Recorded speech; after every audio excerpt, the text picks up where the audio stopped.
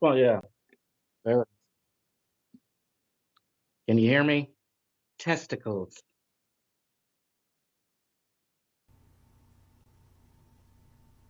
Now we should be good. I'm seeing The the bar. little bars. Yeah. All right. Let us know when you can hear us. We'll Yeah. just continue Way to talking waste. about Nope. nothing at all. We had some funny things already, and you just blew it, man. Well, we've had the important thing is that you and I had fun. We had a good Oh conversation. We got a few yeah. laughs, and that's really all that matters. Sure. So can they hear us now? Mm-hmm. Mm-hmm. They said they can hear me, Yeah, but Jacob. you got to remember they're a few seconds behind us. Oh, like that dude the other day behind you. The other day, like Yeah, daily. you said something the other day. You made a joke at my expense in the Discord chat, and you said something like that was like, oh, I wish I could remember what it was, but it was like something that I could have immediately went to a gay joke at, and like right away I started typing it, and then I realized that like if I had finished the sentence, it would have been a gay joke about me. I was like, fucking blah blah blah. That's because blah blah blah, and then I realized, wait a minute, this is all wrong. Like like when Shake goes, why don't you help me suck it? And then you realize, like, wait a minute, yeah. So that wouldn't have worked out. So what's going on? Then lick it I shall. Do we uh do we want to talk about what happened in our day? I don't know. Do you want to, or do you want to jump into? Did you want to do that game that we had planned for J Dubs for Jurassic Weeb? Oh yeah. Remember that dinosaur game? Yeah, Well, he's here. let me tell you a little bit about what happened to me today. Oh, so Let me let okay, me yeah. Let's let me just give you do. like a 5 minute brief. Let me tell you my life story from the womb. Yeah, let's hear it. Let me start off. I was a tadpole sperm inside my dad's wiener. I sincerely No. doubt that. Okay, so here's what happened today. I went to Michael's, right? I got this cork board. You know what a cork board is? Mm-hmm. A Yeah, cork yeah, board with push pins in it. yeah. Well, I believe it or not, I'm actually working on this spec script now. I'm actually writing, and so I had to get this big cork board so I can plan out my acts and my scenes and the order of the story. So I've got index cards and the whole nine, right? So I'm at Michael's picking this stuff up, and I'm waiting in line, and there's this lady in front of me, like clearly SJW, green hair, uh, tattoos, and like funky outfit. But she has these shorts on, these white shorts that have what look to be like brown splatters on them. And I'm like, I keep staring at them because I'm thinking, did she poop her pants or is that like a design? But it's so hard to tell, and then on top of that, they're on her ass.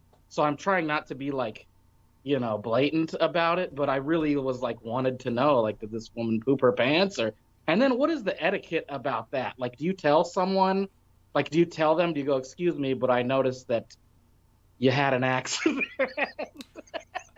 You know what I mean? Uh, What's the etiquette there? yeah, that's a Would you tell difficult would you one. tell someone? I would try to probably find a way. No, I don't know. It depends on was she being a bitch in No, well, general she's to just, I you? mean, her aura and her existence was a bitch.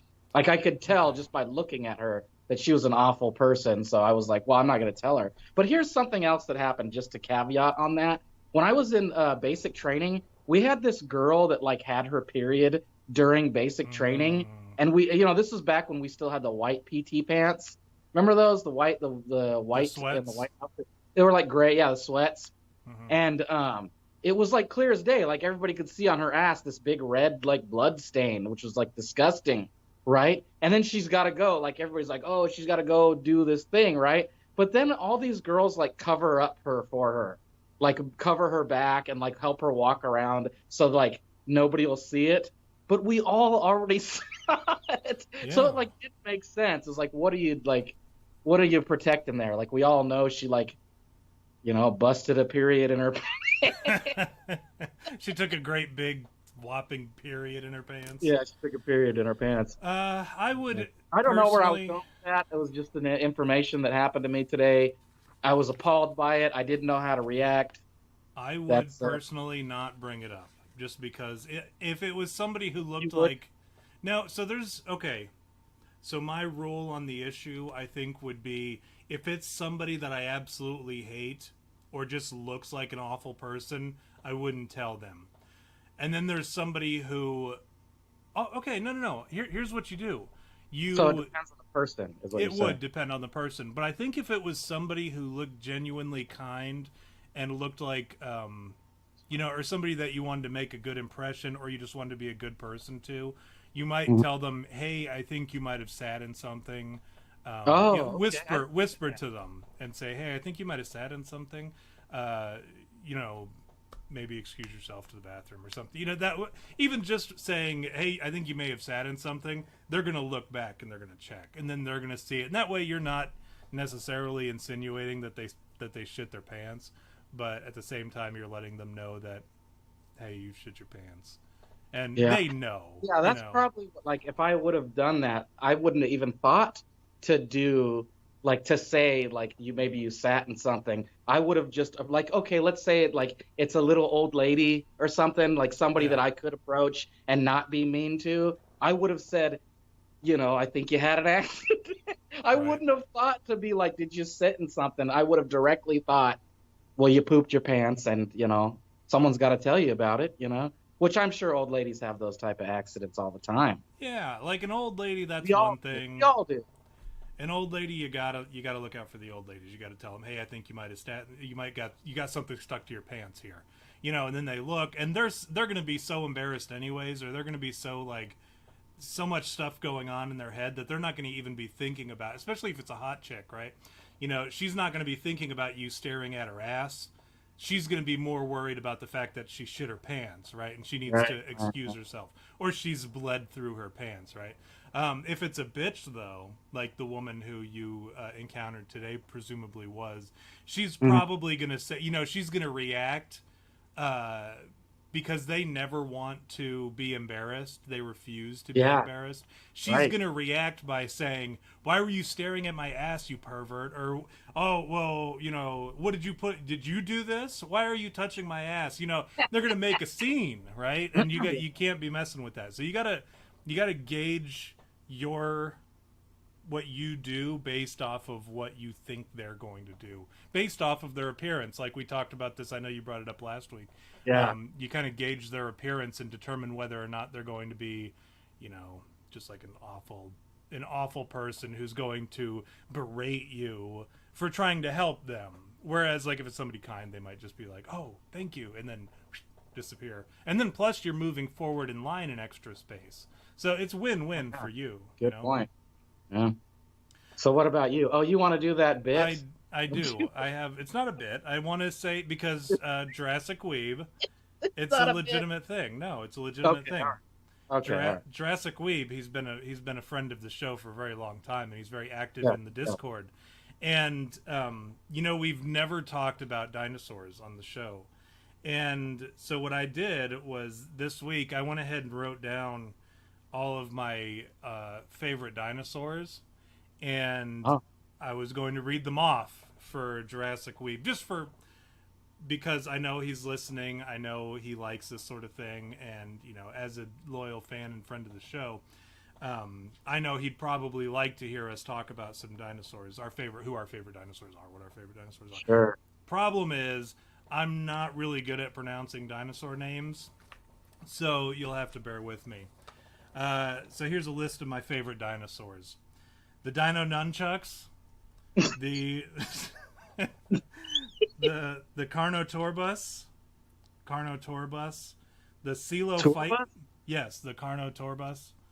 The Silo Fight Club, the Euplocephalus,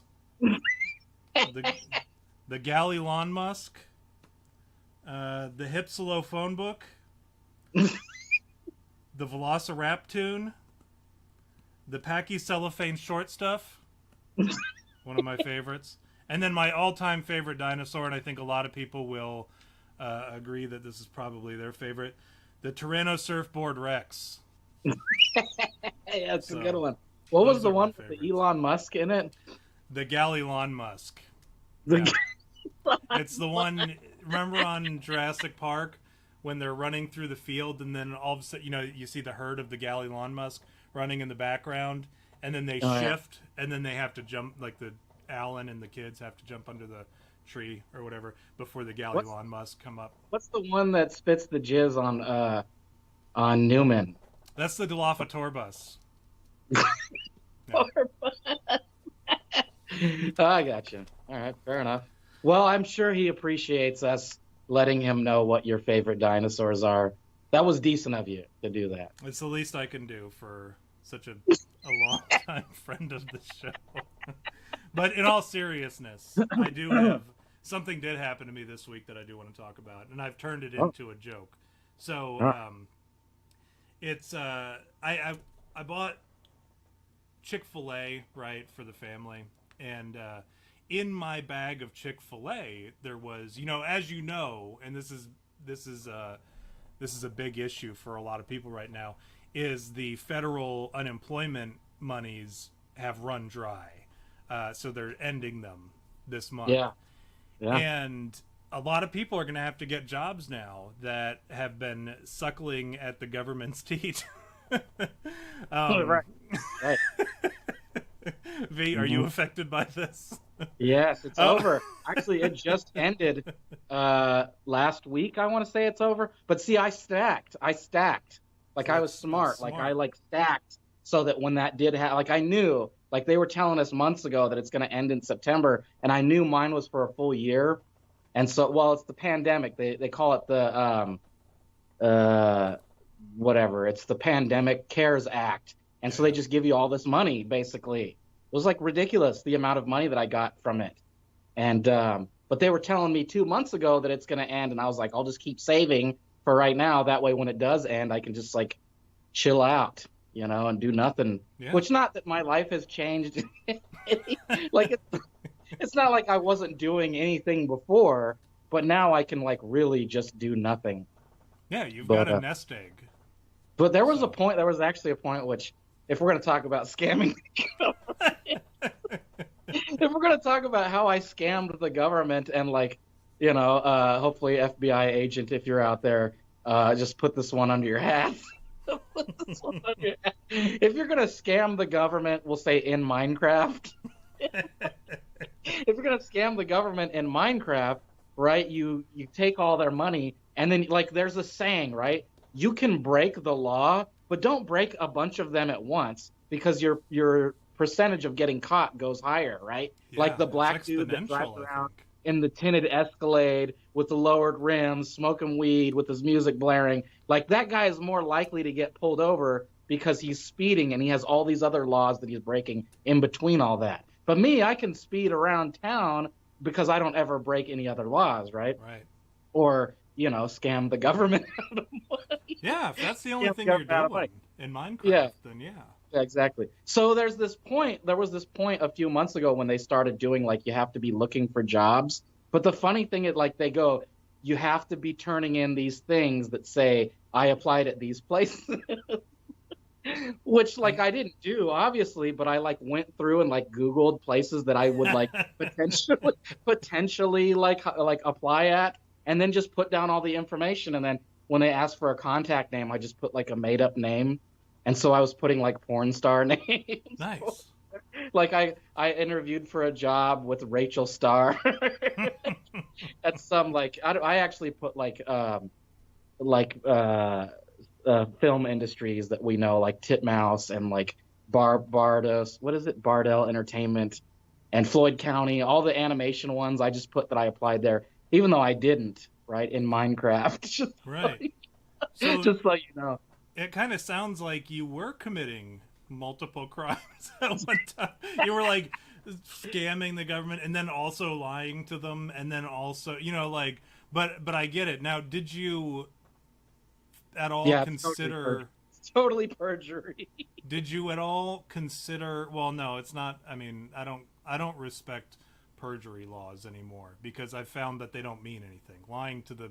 You can lie to the government all day long and lie to Congress, which is what I hope to one day lie to Congress or lie to the FBI, because I've seen so many people do it and get away with it that I now realize that it's almost like just like a cool thing to do. Like lying to the FBI or lying to Congress is awesome. Yeah. But that's kind of what it sounds like. Anyways, this is all besides my original point. My original point that I was going to make was with all these, you see in these bags, right, or like fast food bags, or you see signs everywhere, help wanted, apply within, that sort of stuff. But in my Chick-fil-A bag, there was a pamphlet where they were trying to get me to come work. Not me specific. It's not like they specifically slipped it in there like, hey, we'd love to have you. But just like generically. Job. Yeah, like I made a like such a great it appearance. Could be. They probably saw your appearance and they were like, this guy looks like he needs a job. I was, well, yeah, that too. I was going to say, but more like they saw me and they thought, this is a guy that we want to come have work with us on the Chick-fil-A team. Right. You know, that's what it was all about. But no. Right. That's probably what it was, I'm sure. I was so kind and so polite in my interaction back and forth. But I saw that and it was an immediate feeling of offense. And not because I believed that they were trying to offend me, but because that was just the immediate feeling that I got from them. Because I looked at it and it said, would you like to come join our team?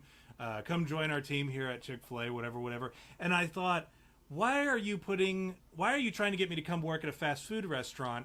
I'm not a loser, was the first thing I thought. And then I realized that's a funny thing to like that I think we all go through it when you are met with that sort of situation. For instance, like I used to go into Hot Topic at the mall, but I would look both ways before I would go in because I didn't want people to know that I was going into Hot Topic. Because I didn't want people to look like someone that would go in a Hot Topic. Right. But you don't want to get caught doing it. Just like you wouldn't want to get caught working at a fast food restaurant. You wouldn't want to get caught donating plasma. I remember we used to donate plasma, but it was so like embarrassing. It's so shameful that like you don't want people to know that you're doing it, even though we were doing it to go watch Aqua Teens the movie or whatever. But you don't want people to know that you're doing these things that are just shameful. Like you wouldn't want people to know that you were at the soup kitchen or that you were panhandling or whatever. That'd be very embarrassing. So I thought like running into somebody at the welfare store or whatever. Exactly. And I started thinking about this, like how funny it would be if you were at, I don't know, like the plasma place and you're just like getting info or whatever. And then you're like, hey, what time does it normally get dark? Because I don't want to leave here while it's still light out. I don't want people to see me leaving here. Like, what time does it normally get dark around here? I don't want people to think that I'm a loser. Like, I come here. And, like, saying it loud enough so that the other people donating plasma, so that they can pay for their kids, like, I don't know, leukemia treatments or whatever. Yeah, like some... That'll afford it. The $40 that you get from giving plasma. Every little That's bit. really tough. It'll pay for one of the sodas or whatever that they get during their radiation treatment or whatever. Yeah. But or like you know you're at a store like Hot Topic or whatever, and you're in there shopping, and then you're like, hey, is there a back exit that goes into the alley? Because I don't want people to see me shopping here and think that I'm a fag. You know, and you say it to like the guy who's working there, who's all wearing all the goth shit or whatever. But I think that's funny. Like if you would do that to people, like say you go to their place of business and you basically call their place of business like shitty. You like shit on their employment by saying that you don't want anyone to know that you're involved in any way. Meanwhile, they work there, right? They devote their life to it. So I think that would be funny, and I encourage you to do that from now on. All right. Yeah, I can do that. Yeah, sure. Also, one more thing that I wanted to get off my chest. It's called like misplacing trigger warnings. This is something that these are some of my jokes that I've had lined up for a couple weeks, but I kept forgetting to be funny. So I have them all saved up for right now. Now I'm just offloading all my material on you right now to see what sticks. We're basically cooking spaghetti right now. My other thing is misplaced trigger warnings, right? You know how people will do that trigger warning before a story. Trigger warning, there's suicide mentioned, or trigger Are warning. you serious? People do that? Yeah, they'll do that. They'll say trigger warning abuse, or trigger warning alcoholism, or whatever. They'll say that before they tell a fact or a story or something. It's awful. It's terrible. And you'll see it. I know you've seen it before. It'll say TW// and it'll have whatever the fucking topic is. Now, people do it all the time now. So I want to do this thing where you're like, you say trigger warning, and then it's not a trigger. Like, it's not something that could at all be perceived as a trigger, right? Not like something that could never in a million years offend anybody or upset anybody. So you'd be like, right before you tell a story, you go, oh gosh, I get the story to tell, but trigger warning, dirty shoes. There's dirty shoes in this story, right? Or trigger warning, carpentry, bad carpentry. Okay. Trigger warning, rabbits. Okay. And you do that before any story. You just, whatever story you're going to tell, you pick some like minute thing out of it, and you say trigger warning, and then that thing, and then they'll do one of two things. This is my prediction. Okay, this is a study that we're going to do over the next week that I'm giving you guys all sorts of homework. Go on about your day, and these are the two things that I think will happen. Either people will react like a normal person and be like, rabbits or carpentry, like, why is that a trigger? Why would anybody be triggered by that? Or they'll react in the total polar opposite of like the people who started this trigger warning bullshit, and they'll say, oh, okay, yeah, rabbits, got it. Derbies, yeah, okay, got it. And then they'll be like, I didn't realize that is the thing. I can't even believe that's like, I can't even, like, could you imagine like talking to somebody and they do that to you? I'd like stop them and just call them a faggot right there. I'd go, oh, maybe you're gay, maybe you're not, but you're a faggot for doing that. I'm going to tell you right now. Trigger warning. What is that? Like in real life conversation, somebody stops and tells me, hold on a second. In case you're not ready for this, I'm going to talk about my balls right now. So, trigger warning. Testicles, okay? Like, it's too much for that person to handle. That is some gay homo shit right there. Would have been nice if you would have hit me with the trigger warning before you started dropping. If you ever did that to me, I would just end our friendship right there. It would be done. It'd be over. I'd be like, that's it, bro. We're not friends anymore. That was the gayest thing you've ever said in your life. Go home. Go home, fucking lay down, and then go fuck yourself. I need you to go west on Elm. You're going to take that for 2 blocks. When you get there, when you get to Division Street, okay, you're going to take that south. So yeah, those were my bits that I had lined up. That was my tight 3, right? That was 3 things: shitting on careers, saying trigger warning. It's nice to get back to like jokes and stuff. We've been pretty serious. We did 2 episodes of our election thing, which I noticed you didn't change our fucking time. I'm still the queef of... Yeah. You know what? Well, here's the thing. It's not because I intended to keep it a secret, but I'm glad I did, because people still have no idea what we're talking about this week. Oh yeah, that's right. Yeah. But they will here short. And that, you know what? I don't think that the backgrounds that the names are going to be useful enough to give away what we're talking about, but I'm glad that just in case that it didn't come to that. We've been like, what do you call it?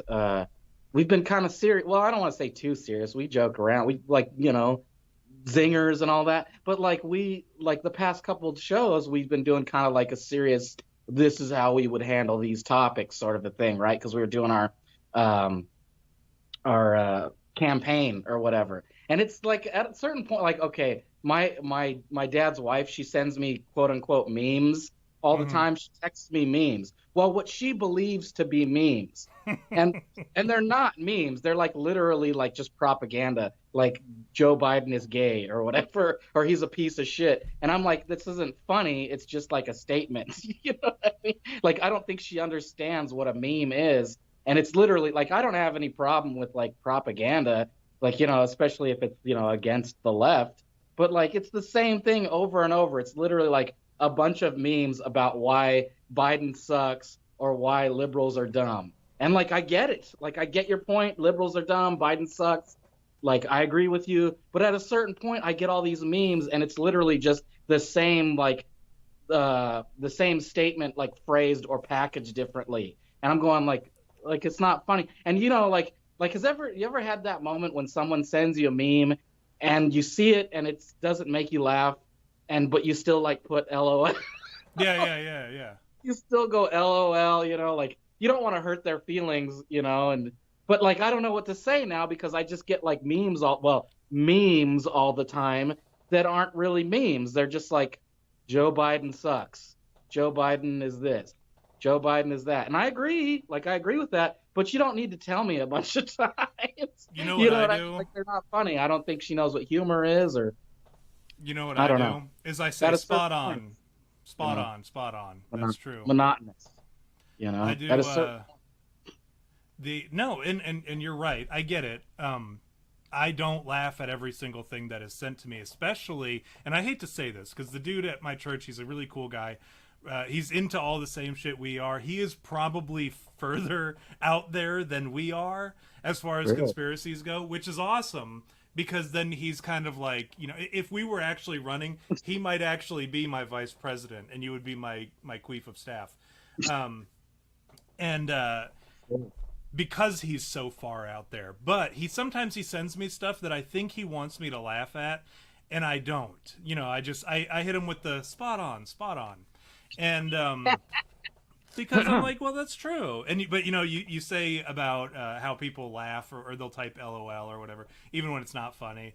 And I feel like the super fan, because he and I talk all the time, every time I send something and I think it's funny or whatever, and that's why I send it to him, he'll hit me with the laughing emoji, like the really laughing hard emoji.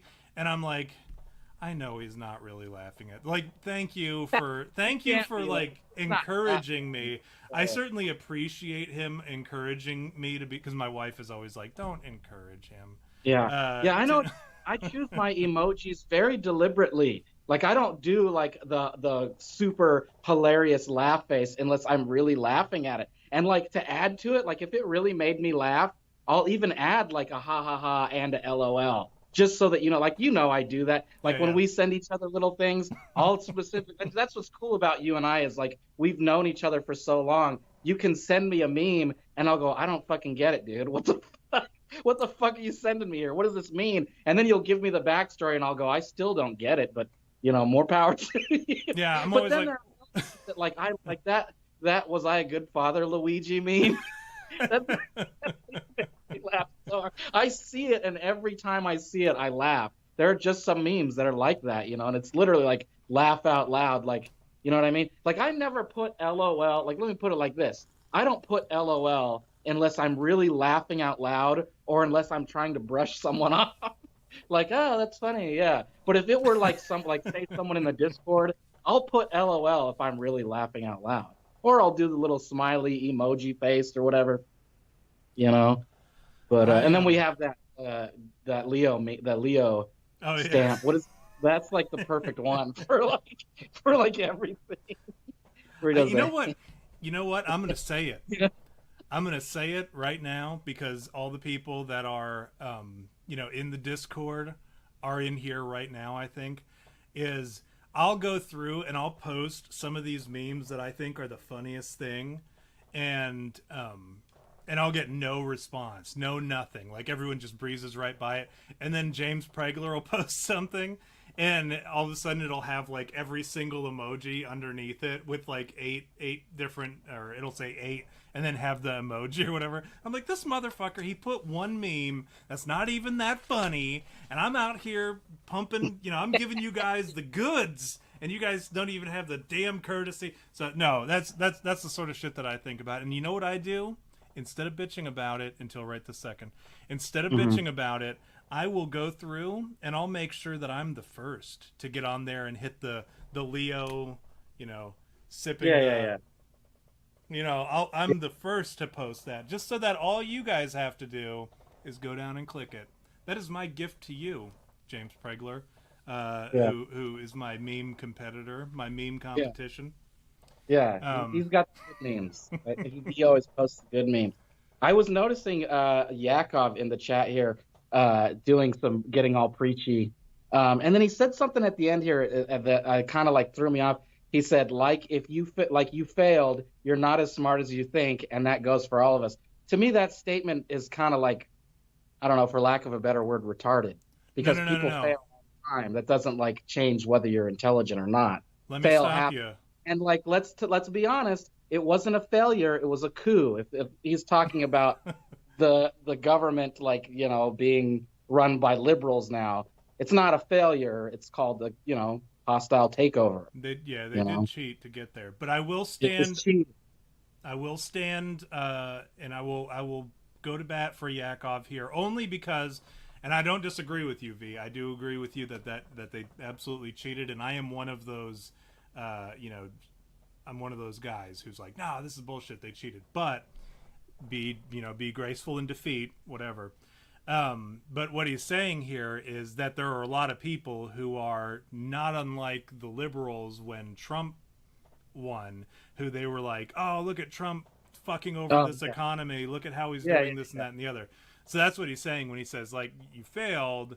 You're not as smart as you think you are. That goes for all of us or whatever. And he's even pointing, saying, hey, I'm one of those guys or whatever. So yeah, no, I agree. A lot of us have done that. And I try not to. I try to be graceful in my defeat. But frankly, at the end of the day, we all recognize that they cheated. And I think that all of the audits that are coming out are kind of concluding that as well. We're finding out more and more that they cheated.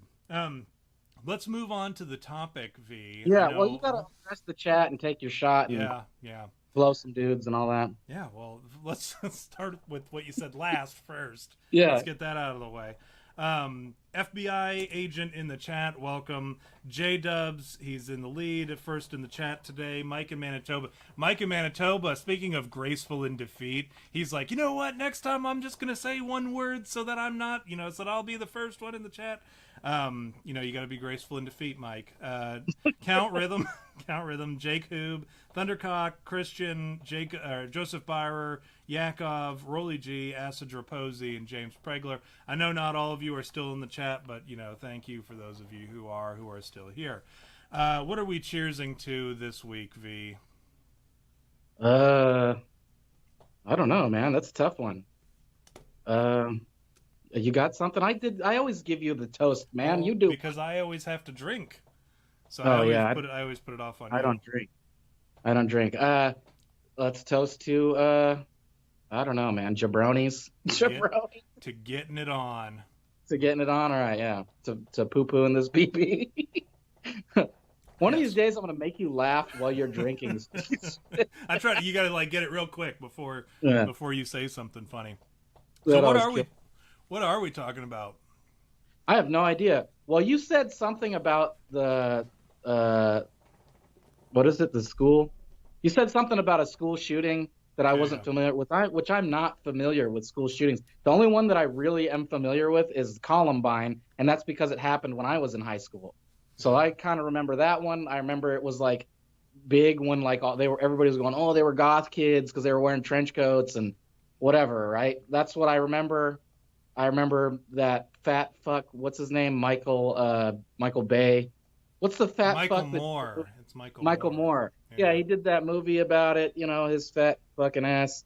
That's the gist of school shootings that I know about, and then the ones that pop up on the news and stuff. But I don't watch the news, so that's where I'm at. So let's give the premise of what this episode was supposed to be, and then we'll give why it's funny that we can't even do that. As you just said, you didn't even recognize it when I pointed it out. So the idea for this episode was I had this whole thing planned, this conspiracy where I wasn't going to tell V what we were talking about, but I was going to, once we started the episode, try to convince him of the conspiracy. And all he would have is what he had going into the episode. So that what he read in the news, what he's heard from people talking about it, from what he's read in passing, whatever. All he'd have is that information. He wouldn't have been able to prepare and come up with reasons why he thinks that the conspiracy is untrue. The problem was, and it was such an event that I thought for sure, I'm like, well, for sure he's heard of this, because people wouldn't shut the fuck up about it for months, years even. I mean, they're still talking about it. It's 8 years old. Yeah, it happened back in 2012. And, but the thing is, when I booted up the screen today and I accidentally gave away what the topic was, he said, what is that? And so it didn't even make a whole, it didn't, I said, so the idea was to try to convince him of this conspiracy. And at this point, he's not even familiar enough with it that I'm like, I don't even have to try to convince you. I can just tell you that this is what happened. And he would have no choice but to believe me. So this is the picture that popped up for him. And he said, what is this? What is the Sandra Hawk? Or Sandra Hawk? Like, he couldn't, because he's got to see it on the tiny screen. But this is what we intended to talk about today. And so basically what we're going to do instead of me trying to convince V of the conspiracy and pull him away from the official narrative, we're just going to go ahead and talk about the conspiracies. And this is probably for everybody's benefit, because you can't talk about this conspiracy without getting sued. If you say anything other than the official narrative, these supposed parents of Sandy Hook kids will sue you. And it's the most sued conspiracy ever. And not the school. The school was not sued over this. The city officials, the police, nobody was sued except for people who question the narrative, which is, to me, extremely fascinating. So for those who don't know, V included, let's talk briefly about what the Sandy Hook shooting was. And hopefully it'll jog your memory, V. I'm sure you've probably seen the guy, so I'm going to show you a picture of the guy, and you'll probably recognize him from some other shit. What happened was on December 14th, 2012, at 9:35 a.m., this dude, Adam Lanza, right, goes into a school, an elementary school in Newtown, Connecticut, and he shoots up the elementary school. He ends up killing 26 or 7-year-olds and then 2 or 6 staff members.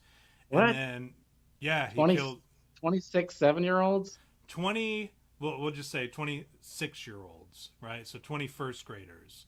Oh, he's killing children. He's killing kids. Jesus. And he goes in. Like, threw me off. That was like, I was not expecting that. Yeah. I was expecting it to be like a high school shooting. So this dude went in and killed kids? Like children? Kids. Little babies. It's like high school. Like, here's the thing. High school, like when I hear about a school shooter at a high school, I go, okay, well, there's bullies and it's kind of probably warranted. That kind of happens. But when you hear about like toddlers getting murdered, that's kind of like, whoa.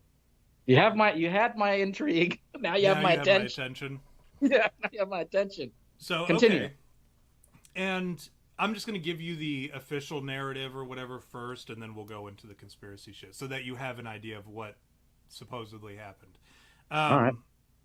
And we need to be very careful how we word things throughout this episode so that nobody can come at us later and charge us with defamation, because everybody, even Alex Jones, has lost defamation cases over this because he was a truther. He didn't believe that Sandy Hook actually happened.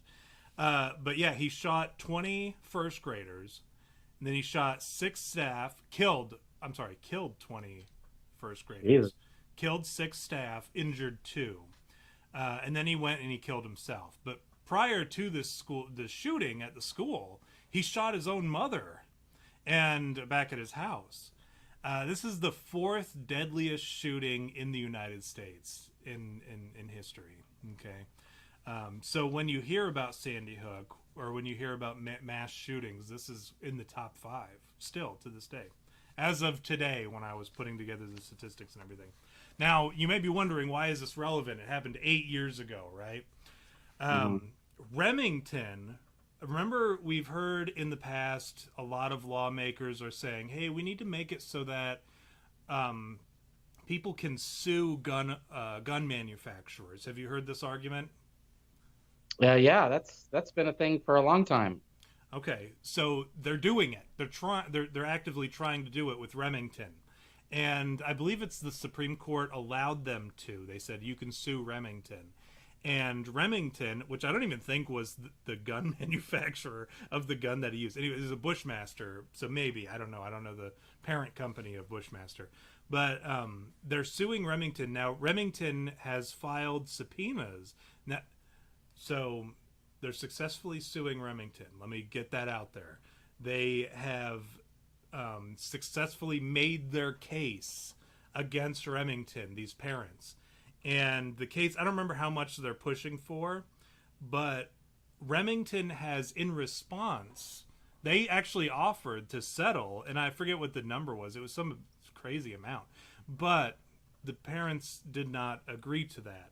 So Remington has filed subpoenas to obtain report cards, attendance list. What? Subpoenas? Subpoenas.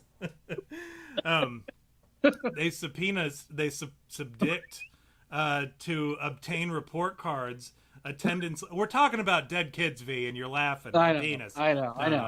No, I got plenty of jokes, and I don't actually think these kids are dead, so go ahead and laugh away. All right. They filed subpoenas to obtain report cards, attendance lists, and other academic records for 5 of the students who were murdered at the elementary school. And the nation's oldest gun manufacturer also asked the Newtown Public School District to provide employment files of 4 educators who died in the shootings. The 5 students and 4 educators are part of a long-running wrongful death suit against Remington over its marketing practices. So, doesn't Remington make razors? I thought Remington made razors, not guns.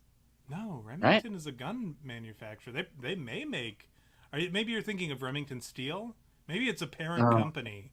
Maybe. It's, I don't know. I know Remington is, in fact, they manufacture guns. So what was the motive here, though? Like, you give me all this technical stuff, but they don't know. After 5 years, this was a kid. How old was the guy? A person, the shooter. How many shooters? Just one shooter? Just one. And I want to say he was like 20 or 17, somewhere between 17 and 20. What do you think he had against first graders? So, I'll tell you what. Maybe he got like punked in first grade or something. V, I'm going to tell you right now. Pickens? Nope, I'm going to tell you right now. If you look up this guy, you're going to see. Remember how I've made that joke about when a shooter is mentioned in the news, he should be mentioned as like flaming homosexual Adam Lanza or disgusting pedophile Adam Lanza. You know, you've got to like preface it with something funny that people are like, oh, gross, instead of glamorizing the shooter, so that any prospective shooters who might think that Dylan Roof is cool or that whatever these guys name, whatever they're that they're cool, they'll be like, oh, whoa, homosexual Dick Peter Puffer, Adam Lanza, come on, no thank you, I don't want anything to do with that. And you know, and then people in the future, they'll be like, well, I'm not going to shoot up a school because they're going to call me a homo, or they're going to call me a pedophile. If you look up Adam Lanza, one of the narratives that has kind of veered off is they've done that. They've started to say that he was a pedophile. Okay. And James Pregler saying no motive because he was shot in the forehead and was dead before the shooting ever happened. He's getting ahead of me on the conspiracies because there's so many and they're all so good and they're all so realistic actually. But they're saying that he's a pedophile, that he went out and it's conflicting too, because one, they say he came out and told his therapist or told somebody that he was disgusted by pedophiles, but then he told somebody else that he could see the benefit for both the pedophile and the victim, right? So he could see it being a mutually beneficial relationship. So they can't even get their narratives correct, but they want to label him as a pedophile. Now, I'm not going to bat for Adam Lanza. I never would. But I will say that I think that they took my idea and they fucked it up already. All right, Mm. because they wanted to label him a pedophile, but then they were like, well, also there was this other time he said something, instead of just going hard right and saying, hey, disgusting pedophile, dick, dick sucker, pole smoking faggot, Adam Lanza, shot up such and such a school. They go, perhaps maybe pedophile, but probably not, but also very adamantly against pedophilia, Adam Lanza. They kind of pussyfooted and backed away from it instead of going hard on like I suggest that they often do. Yes, I said hard on. I But was gonna, I was gonna mention it. You caught it before me. beat you to it because I knew you Mm-hmm. would go there. And that's the thing about our relationship is like we'll never we'll never defeat one another with that sort of Yeah. thing because we'll just automatically default to it. But Yeah. yeah, this Adam Lanza, and I know you've heard me talk about it in the past where I've said that they take these weirdos and the CIA grooms them, right? Mm-hmm. And they will do this stuff, and I actually have doggone it, I wish I would have come more prepared. They will, here we go. Remember we were recently talking about how the Taliban, and this was in That's the guy? hold on, no, not this guy that you're looking at right now. No, the redheaded fuck. That's him? Maybe.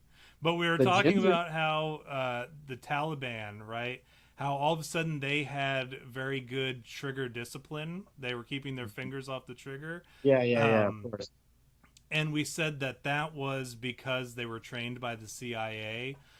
Here, I know you've heard me talk about it before, that these shooters are CIA operatives, and these are trained by the CIA.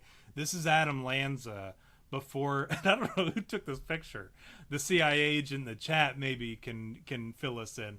But somebody took this picture of him the morning before he went and shot a bunch of kids, because you can see he's got the Bushmaster right there. He's got another slung rifle, which reportedly he had a 22 long rifle, some kind of bolt action. You say Bushmaster? Isn't that an M4? Isn't that an M4 right there? Yeah, that is indeed. But Bushmaster is the brand. Okay. It's not actually. It's a. Gosh dang it! It's an XR-15 or whatever the Bushmaster version of the AR-15 is. Oh, okay. That's what it is. And then he's also got there's some confusion about what he had, what weaponry he had. They've agreed that there was a Glock that was involved, and then the Bushmaster AR-15. And then there was also a bolt action, and people have said 22 long rifle. Now, if you've ever seen a 22 long rifle round, you would know that they're not very good bolt action weapons, or rounds. But whatever. None of this shit makes sense, anyways, in the official narrative. So I'm not going to sit here and defend it. But that's what they say happened: is that he had a Bushmaster AR-15, a Glock, another handgun, and then this 22 long rifle, bolt action rifle that he used to shoot these kids. Seems like a little overkill to kill some fucking first graders. Yeah, he brought a lot to do. What did he think he was going to come across? Some like resistance or something? Like a first grader was going to be packing? They might have. And Mike is in the chat saying MK Ultra again, and that's another great point that could be made, and that these kids are the product of MK Ultra like programs, which we know. We can sit here and we can say, oh, MK Ultra, that's whatever, but we know that MK Ultra happened. I mean, we know because we've talked about it on the show before. And we based it off of legitimate actual shit, not like most of the stuff that we talk about, but we based it off of actual CIA documents. MK Ultra existed. Now, who's to say they're not still doing something like that? Look around us today and look at this horse ivermectin horse paste narrative that's going on, where they're saying, "Oh no, ivermectin, that's a horse medicine. That's a horse paste. Don't use the horse paste to treat COVID-19," as if ivermectin itself isn't already an FDA-approved medication for humans that can be prescribed by doctors for human consumption. that won the Nobel Peace Prize back in 2015 for its use against parasites in humans, and has been FDA approved since like the 90s. You see this thing going on right now, and we know about things like the CIA Operation Mockingbird, where they infiltrated the news media with CIA agents, not to, like specifically Anderson Cooper, who's a CIA agent. And, you look at all this stuff and you're like, they're still doing that stuff. So when you see shooters like this, and it's never a normal dude who's doing these shooting, it's always some weirdo. You see these sort of things, and it's very difficult to make the argument that the CIA isn't involved. Here, I'm going to post some more pictures of them just so that you can look at this kid. I'll tell you what this guy's problem was. He was a fucking ginger, dude. Look at that's all it takes right there. Wow, that one right there. That's enough. That says it all.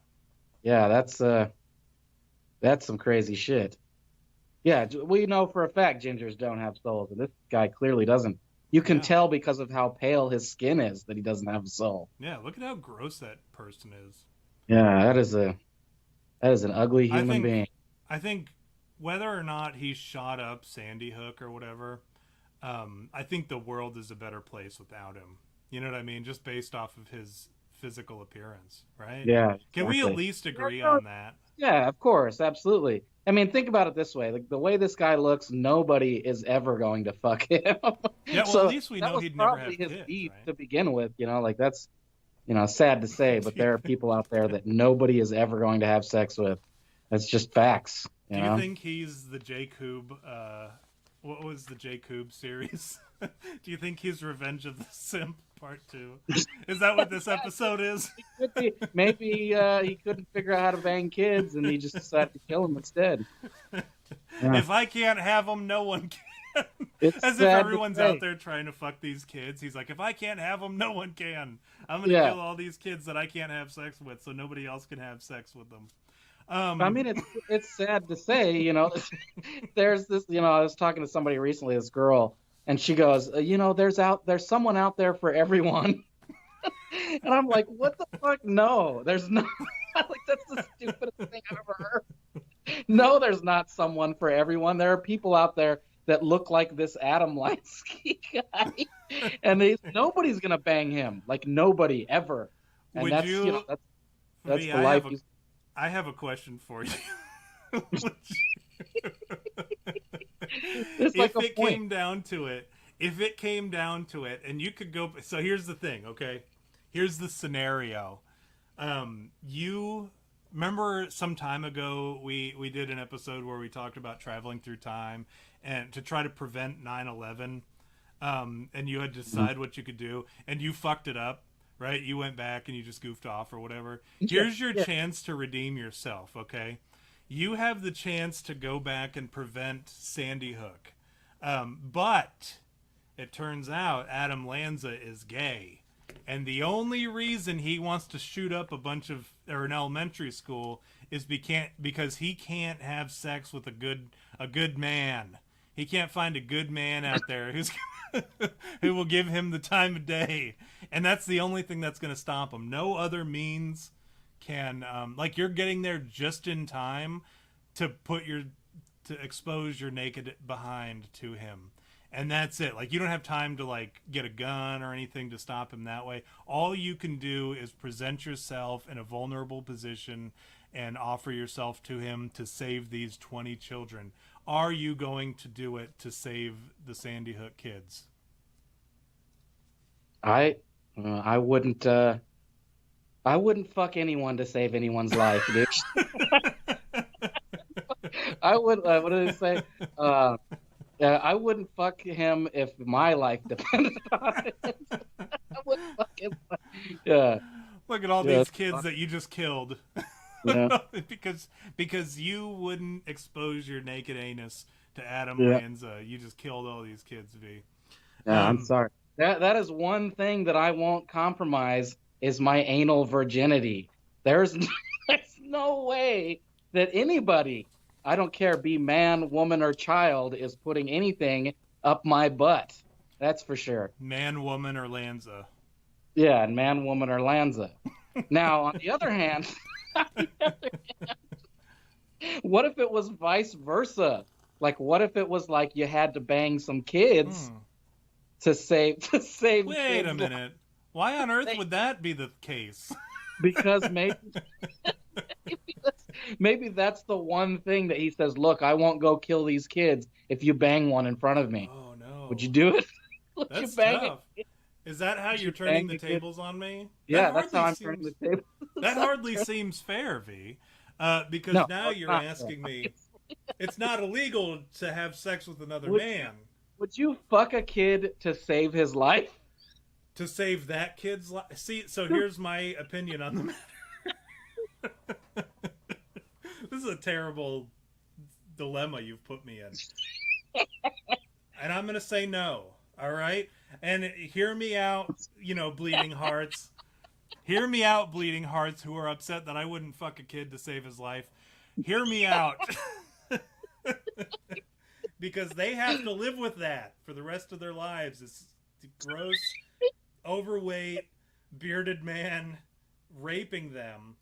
They're going to have to live with that, no matter what. I would rather get gunned down by Adam Lanza alongside 20 other kids and 6 faculty than have sex with a kid.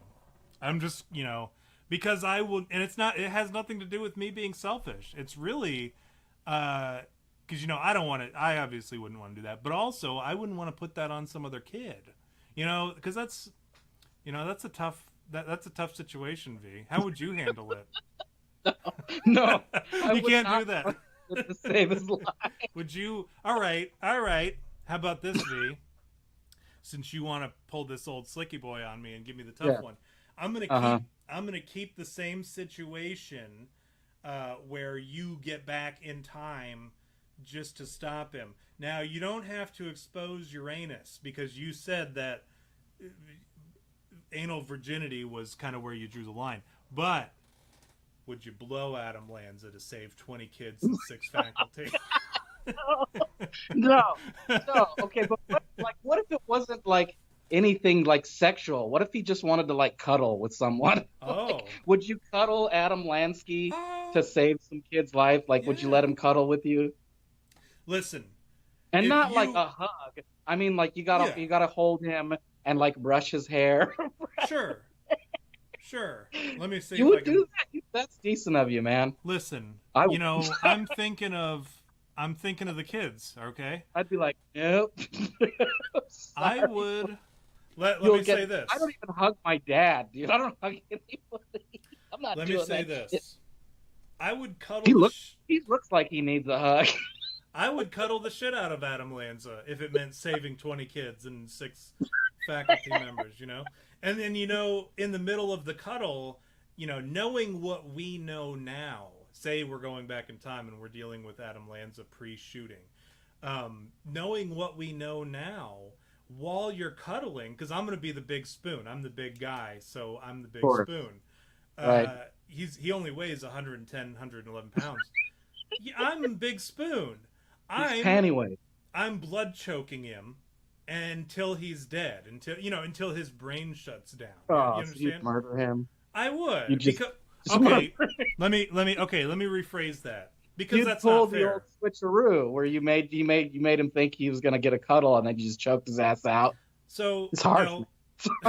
It's fucked up. You killed Adam Lanza, known pedophile and killer of children, mass murderer, mass child murderer. No, even if we were to say that you can't kill Adam Lanza, but you have to cuddle him until completion, whatever that means to Adam Lanza. I don't know what it means to Adam Lanza, but whatever it means, you got to do it. Would I do it without killing him? Yes, I think I would. If it meant saving these 20 kids and 6 faculty members. Frankly, I don't care about the faculty members, but I keep mentioning them because I don't want to get fact-checked. But I will say I would cuddle Adam Lanza to completion if it meant saving the Sandy Hook kids and faculty. I would. And I would do it, you're proudly. A better man. You wouldn't cuddle Adam Lanza, V, if it meant saving the kids? Absolutely not. No, I told Well, you I don't even hug my own dad. Dude, I don't touch people. I don't like being touched.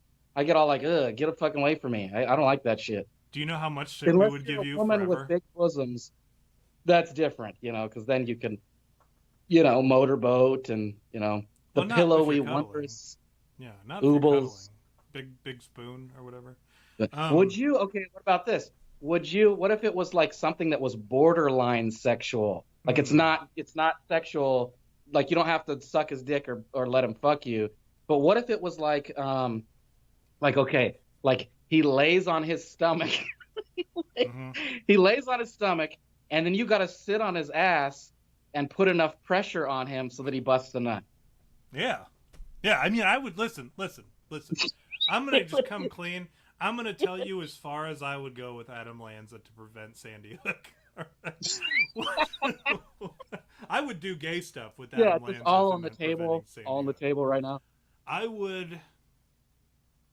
I probably wouldn't let Adam Lanza fuck me in the butt for, or I wouldn't. Would I blow him? Maybe. Would I blow him and let him bust inside my mouth? No. That's where I draw the line. I would pull out and like finish him off over my shoulder, but I would definitely not swallow his load, and I would definitely not take a load in the ass to prevent Sandy Hook. Now, if I knew nobody was going to find out what happened between me and Adam Lanza to prevent Sandy Hook, I would. There's probably no limit to what I would do with Adam Lanza. You understand what I'm saying? Yeah, What I I do, knew you was gay. I would do so many horrible things with Adam Lanza Sure. to prevent Sandy Hook. Is as long as nobody knew about it.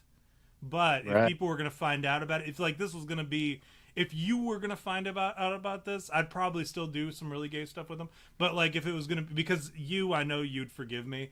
Um, but if it was just like general knowledge, or it was going to end up in a Wikipedia article, I probably wouldn't do much.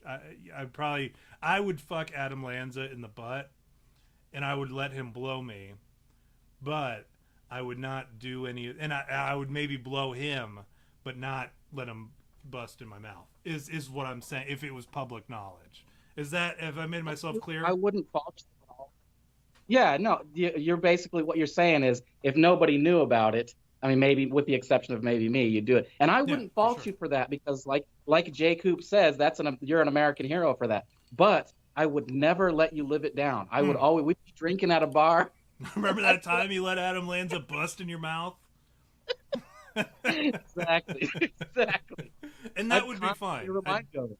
That'd be fine. I'd get it. Yeah, I all for my own gratification every time.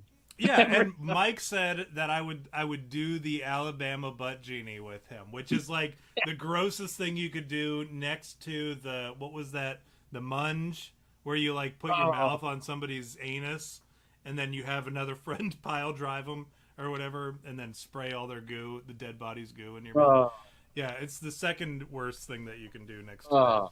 So So what's now the that we've deal? not talked about any of Adam Lanza's Yeah, actual stuff, let's talk about the conspiracies, okay? yeah, that's okay. I have a ton of them. I have all sorts of stuff here that I'm excited to talk about. So Uh, real quick, let me just sum it up, the gist of what I know, so that we can continue. yeah, Uh, for sure. I know that he was some 20-year-old guy with a bunch of guns that went into a elementary school, right? Sandy Hook Correct. Elementary, and Yes. shot 26 first graders, right? No. That's You're close. You've got the gist of it. It's 20 first graders, 6 faculty. oh, okay, 20. Okay, 26 okay. people. So he got some adults too. Yeah, oh yeah. Multi-kill, what you call multi-kill. Indiscriminate. He got the boss and the mobs, the trash mobs. The trash. You got them all. That's MMO slang. Trash mobs are the monsters in the open world. They're not the bosses. They're just the ones that for those of you that game. I like how you just equated kids to NPCs throughout the open world or whatever. Trash mobs.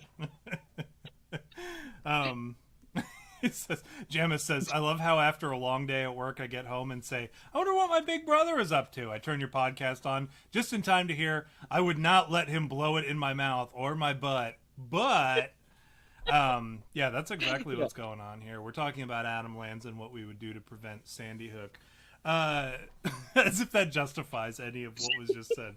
No, it's okay. We're talking about preventing Sandy Hook if we had a time machine. So conspiracies. Here's some interesting tidbits that I want you to consider. The way I structured my notes is fucked up, and I'm trying to work around that. Clyde Lewis said, "Don't you find it at all interesting that Adam Lanza, the alleged shooter at Sandy Hook, woke up one day and decided to shoot up a school and kill children at about the same time that Barack Obama told the UN that he would sign the Small Arms Treaty?" So this was an excuse to create gun control legislation. Yeah. Right. And Orally Tate's, cut from the same cloth as myself, was Adam Lanza drugged and hypnotized by his handlers to make him into a killing machine as an excuse, as the regime is itching to take all means of self-defense from the populace before the economic collapse. Now, I want you to, as we're going through some of these theories that people are proposing, I want you to think about where we are now. This is back in 2012 and in the years shortly after 2012, where people were still concerned about what was the motive, right, for the shooting, and what caused Adam Lanza to go in there and shoot the kids. What was the reason? Why are we dealing with this? These people are proposing things that at the time were so absurd. They were ridiculous. But now, I want you to think about it with our current context, okay? Okay. You heard just what we said about removing self-defense from the populace before the economic collapse, something that I think we're looking at now. Michael Harris, former Republican candidate for Arizona governor, said and a lot of the folks in the chat, Yakov himself, I think he'll appreciate this one.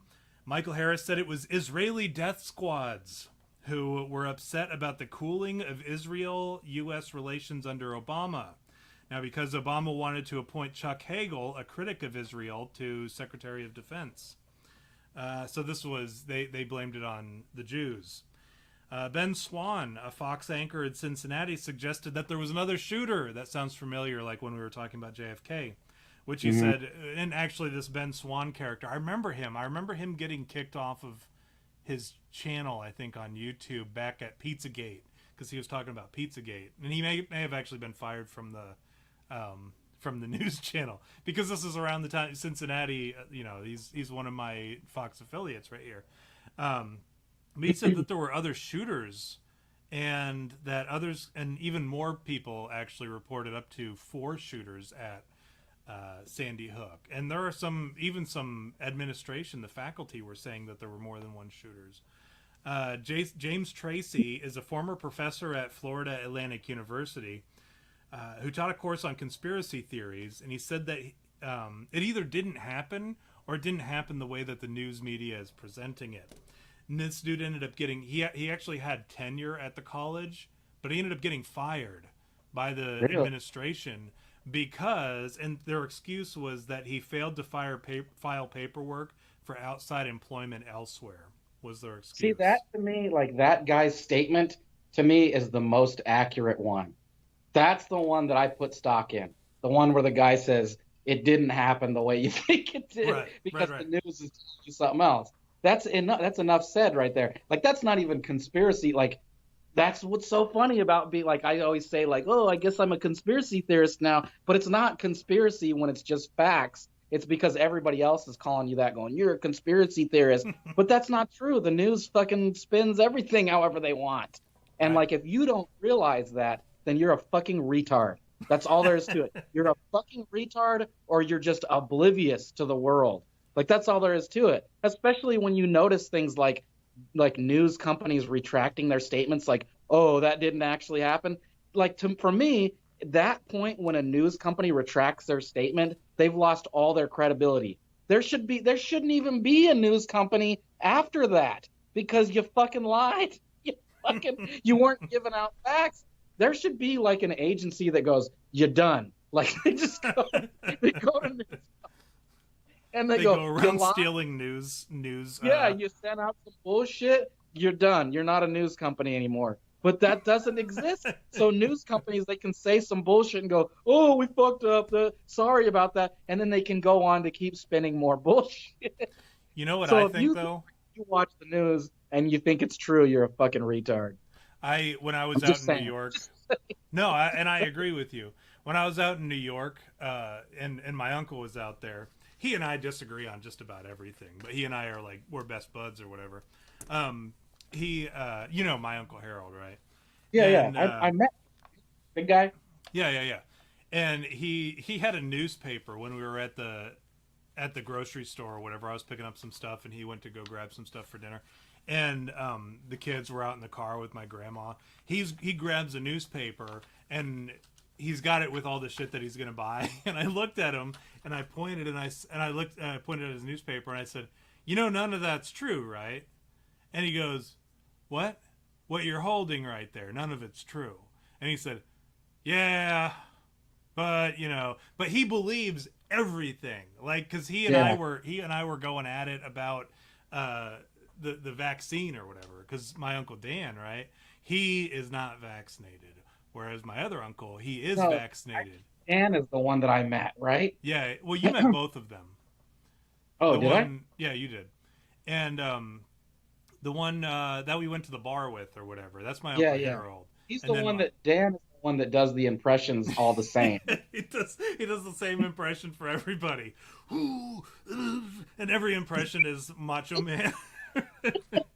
He'll be like, that's my favorite thing that he does, because he'll go, "Oh yeah, my boss the other day, we were out at the site, and my boss goes, 'Oh, if you don't motherfuckers don't,' and then I'm like, and then we'll laugh, and he's like, and then I come home, and then my old lady, she's like, 'Oh, if you don't take out the fucking trash, I'm gonna fuck,' and then and I go take out the trash, and then next thing I know, I'm picking up the phone, it's grandma, and she's yelling, 'Oh, if you don't come and shovel my door.'" Every impression is the same one. It's the best. Yeah, it is. And the thing is, it's accurate. Like, you're thinking like, "Oh, that's a shitty impression." No, that's like spot on. He's doing a very good impression of all the people that he's making fun of. Remember on Family Guy when he's like, "Wow, all the people doing the shitty, or no, what is it? One of the dudes, he's doing like a one-man show, and he's like, 'Man, my neighbor growing up, he was always like, "Hey, Ronnie, are you getting out of the neighborhood?" Then I get out of the neighborhood, my mailman, I bump into him at the grocery store. He's like, "Hey, Ronnie, good to see you out of the neighborhood." And then later on, he's just like, why are all of his impressions exactly the same? And then like his neighbor and his mailman and the other guy, they're all standing there like, "Hey, spot on impression of me, Ronnie." That's how my uncle is, but you already knew that. Yeah, no. But yeah, that's what he did. Was he said, either the event didn't really happen, or it at least didn't happen the way that you think it did, because of the way the media presented it. Right. And had to take a break because my wife stepped into the room. And then the final one was James Fetzler and Mike Polasek published the book called "Nobody Died at Sandy Hook," which is about the most like subjective line that you could. Yeah, it's a book that has been removed from circulation, but it's like the most subjective title that you could have picked. Like, "Nobody died at Sandy Hook," right?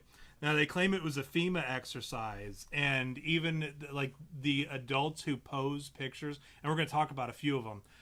The adults who pose pictures with pictures of their kids or their supposed kids that died in Sandy Hook, those were pictures of their current kids who are older when they were younger, and they were like, "Oh, this is my kid." They all got their first grade pictures of their children and posed with them or whatever. And then as the Super Bowl that happened a couple months later, whatever it was, they wanted the kids from Newtown to come and sing the Star Spangled Banner. And the kids that showed up all looked exactly like the kids who died at Sandy Hook, right? Just a little bit older. So that was their argument. Now, here are the things to consider. These are the things that I really want to point out. I want to get out there. Hopefully we'll have time to show pictures of these guys. the state of Connecticut. Okay, now let me put this out there first and foremost. If you were doing something that perhaps was, no, let me rephrase that. If people were accusing you of lying about something and it was a big deal and it affected a lot of people and it was a situation that you would like to just go away, and all it took was for you to present the evidence that would exonerate you, would you present that evidence, V? Yeah, of course. Right? Absolutely. Why wouldn't you?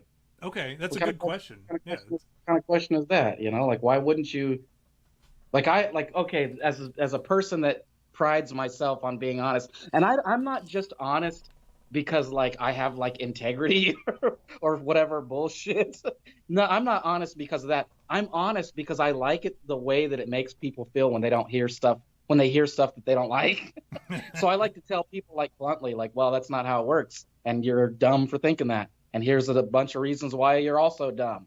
Like, just line it up. You know what I mean? I pride myself on honesty because I like to be like snarky, But if somebody were to call me a liar, I would take that to heart because I pride myself on being honest. So to answer your question, yes, absolutely. Unless it was something like, did you fart right now? Then I'd say, well, if you don't believe me, you don't believe me. Right. But that's not like, you're not hurting anybody, right? By if you fart and somebody accuses you of farting and you're like, well, what does it matter? Like, who's really hurt by this? Now, people are accusing the Sandy Hook parents or Sandy Hook, the elementary school, or the government, or they're accusing a number of people who are involved in this event. They're accusing them of faking it, of it all being fake, or at least misrepresented, or whatever. Okay. And Sandy Hook, this, we'll call it like a conglomerate, right? This organized effort, they refuse to make it clear that they're not guilty of what they're accused of. Now, if you watch these videos, like documentaries and interviews of people, they never once say, well, hey, I know you accused me of faking it, but here's like easy, irrefutable evidence that I'm not.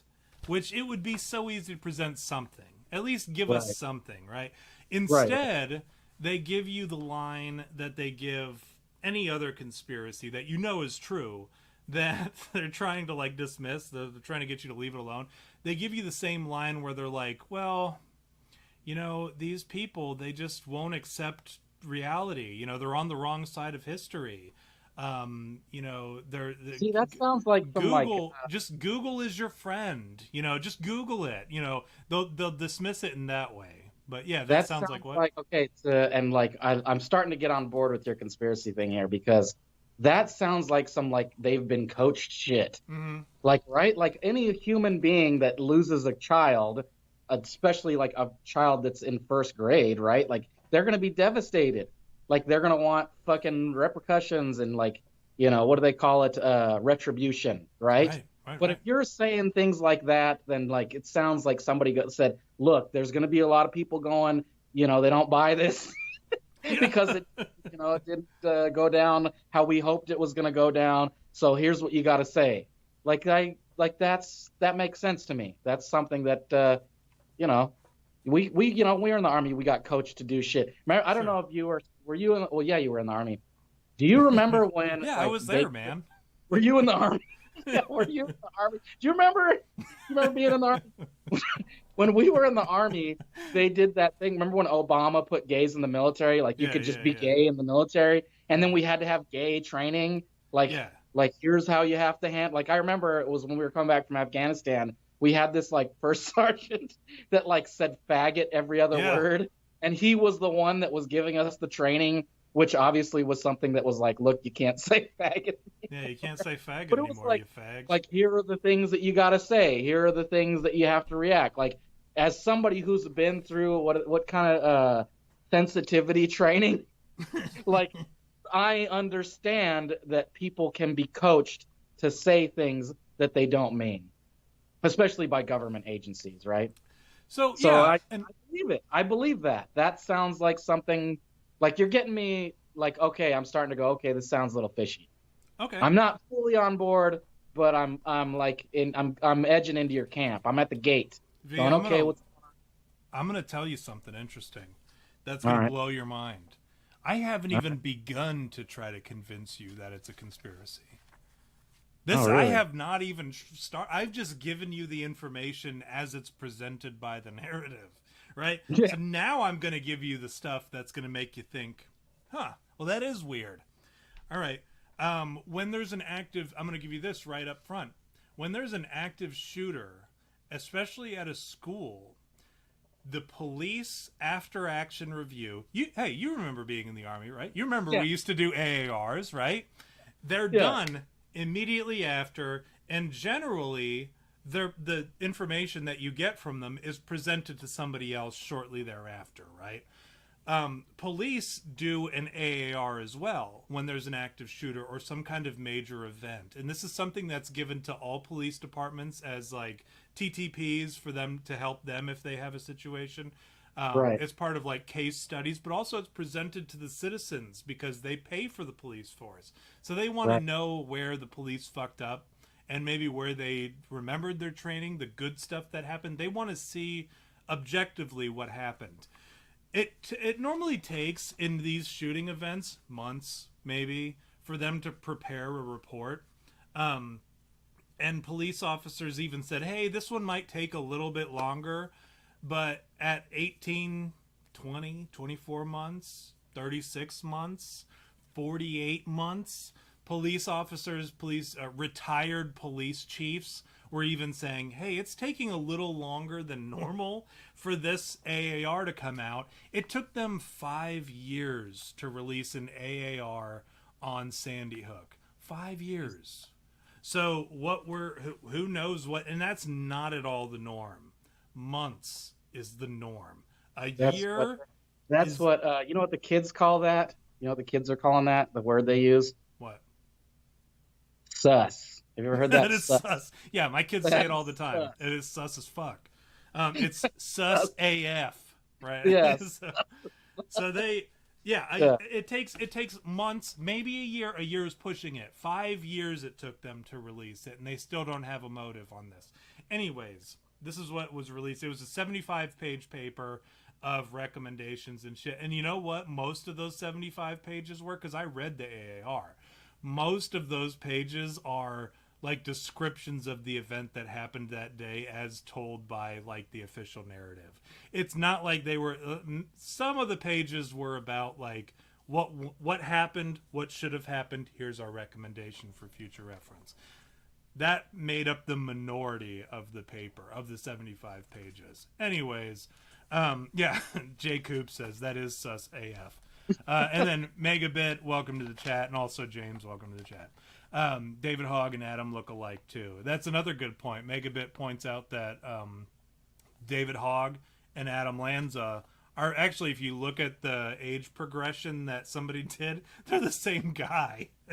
But anyways, let's see. The state of Connecticut. Here's some other things to make you think, V. Things that make you go, Mm-hmm. is the name of this segment. The state of Connecticut has sealed the death certificates and autopsy reports of the victims. The FBI has sealed its files pertaining to the incident. No pictures or videos of the victims during or after the assault have ever been released. Now, I get it. They were kids. Nobody wants to see kids dead. Some people do need to see that in order to prove that, hey, if you show me a picture of kids who are dead after this shooting, I'm going to say, okay, yeah, that's something that I didn't want to see, but I needed to see it for closure. Just like the Osama bin Laden. Why didn't we see a picture of Osama bin Laden after he was dead? Because he's not dead. He's still alive. Anyways, no videos of the evacuation of over 400 people, and it's between 400 and 600 people, from the school following the incident have been released, despite, according to official story, the school had just installed a new multi-million-dollar surveillance system. Not a single video of them leaving. The only pictures that you see of them evacuating the school, and let me go ahead and pull those up for you, Let's see. Here's a picture of them evacuating. Very neat and tidy for the journalists who were taking pictures. Another very well planned picture for the journalists. And then this one right here. Are you looking at me, cameraman? Oh my gosh, I'm so sad. My friends are all dead. Oh. So these are the pictures these are the sorts of pictures that you see. You don't see any video from this multi-million-dollar system showing the evacuation process. You just see what the news media let you see.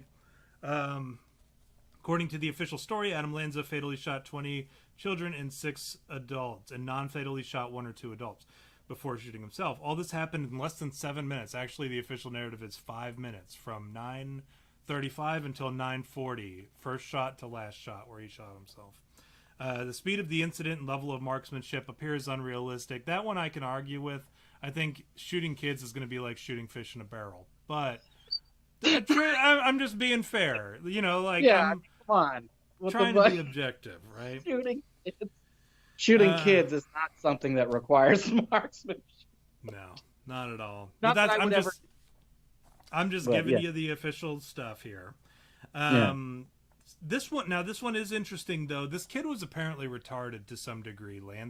Adam Lanza.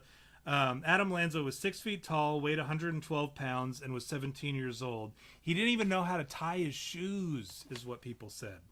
During the shooting, his body armor and ammunition weighed over 50 pounds. This further adds to the implausibility that Adam Lanza could have committed the shooting so quickly and effectively. Of the 20 mothers and fathers and 20 fathers of the deceased children, around 7 of them are confirmed to be professional actors or entertainers. It's a little under half, right? Which seems an unusually high proportion. So that's an odd... When you start to look at those numbers and you're like, why are almost half of them actors? You know? Anyways, according to the official story, after the shootings began, 6 of the children and a bus driver ran to the nearby house of Gene Rosen. Gene Rosen is an interesting character, and I have some pictures of him because I do want to talk about him a little bit. Where are my notes on Gene Rosen? So Gene Rosen... Well, no, I was just gonna say, I was just gonna add to the actor thing. Like, this is getting very interesting here, especially because we know for a fact that these 3-letter agencies have like Hollywood divisions, right? Like, they have these places where they go and they go, hey, this is what we're gonna drum up.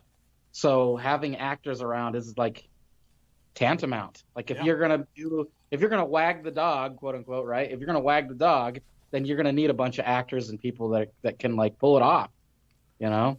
So I'm going to, you say that, and I would have liked to have talked, we're running out of time though, and I would have liked to talk more about the shit that, maybe we'll come back to it. But anyways, you talk about actors and having actors. One of the big conspiracies about Sandy Hook, and I think now that we've figured out what your hook is, what your Sandy Hook is, we're going to dig into that a little bit, because you said actors. One of the big conspiracies is that all these parents were crisis actors. Okay, now what is a crisis actor? For anybody who doesn't know, let me pull up here. Crisis actor. I got a picture of a good crisis actor here. Okay, so this is a chick that was at Sandy Hook. Okay, she was also at Aurora when Homeboy shot up the Batman release. She was also at the Boston Marathon when that happened. Is this the same girl at all 3 massacres? What horrible luck that she would be at all these massacres as they happened. So if you ever question whether or not crisis actors are real, you might be like, oh, well, you know, Tom and V showed us that picture of that weirdo, that chick who was, she was present at all these fucking tragedies. But then you're like, well, maybe, because you'll see some people will actually point out, well, you know, she, that's actually 3 different women. I've seen the argument that that's 3 different women. They point out, hey, this is this person, this is this person, this is this person. Weird that we were able to pick out of a crowd from 3 different tragedies somebody who looks identical, but okay. All right, because you got to remember, I'm not going to be able to identify every single person in every single crowd. But if we were to go ahead and pretend that your argument that that woman is 3 different people, okay, we'll roll with that. But check this out. This dude right here, this is Robbie Parker, okay? This is supposedly one of the parents of the Sandy Hook children who was killed. Sad looking fella. I mean, look at him and you can tell there's some grief behind those eyes. You can look at him and you can see that that's perhaps a man who's been struggling with some grief of the loss of his child. But let's look That's at what here. you gather from his face? Yeah, well, just hear me out. Hear me out, okay? Okay, So all right. This is him again. This is him preparing to go ahead and talk to CNN because he's going to speak about the tragedy that happened. You can see him right here. He's got tears welling up behind his eyes. That's somebody who you can tell he's been struggling. Now, prior to this picture being taken that you see on the screen right now, V to the right, prior to this being taken when he starts to look like he's welling up, he didn't realize that the cameras were running. And here's him walking out of the building with a bunch of his friends, and he's cutting it up, having a good laugh. Oh, but Tom, that's probably just, you probably just caught a weird angle or something. Maybe caught a frame that looks like he's laughing. Well, here's another one for you if you're curious. Here's another one right here. Let me see. Whoops. Let me pull up another one. You're like, oh, but Tom, that's, Tom, come on. That you might have just caught him at a weird time. He clearly wasn't laughing when he didn't think that the cameras were rolling.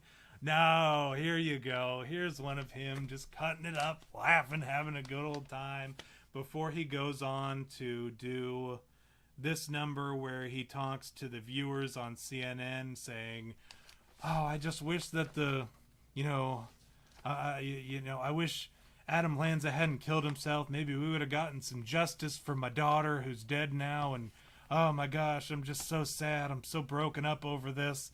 I'm so sad that my daughter is dead. And just kidding. I'm a fucking crisis actor.